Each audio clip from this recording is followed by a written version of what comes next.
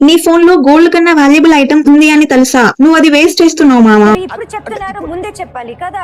అవునరా, మన mobile phone లో 100 to 200 mg సిల్వర్ ఉంటుంది. ఇంకా ల్యాప్టాప్ లో 350 mg సిల్వర్. మన ఇండియాలో 1.4 బిలియన్ ఫోన్స్, 50 మిలియన్ ల్యాప్టాప్స్ ఉన్నాయి. ఇవన్నీ డిస్కస్ చేస్తే ఎన్ని కేజెస్ వాల్యుబుల్ సిల్వర్ వేస్ట్ అవుతుందో ఊహించలేంరా. అసలు సిల్వర్ ఎందుకు వాడతారు అంటే, హైయెస్ట్ ఎలక్ట్రికల్ కండక్టివిటీ అంటే ఎలక్ట్రిసిటీని ఫాస్టెస్ట్ గా ట్రాన్స్ఫర్ చేయగలిగే మెటల్ సిల్వర్.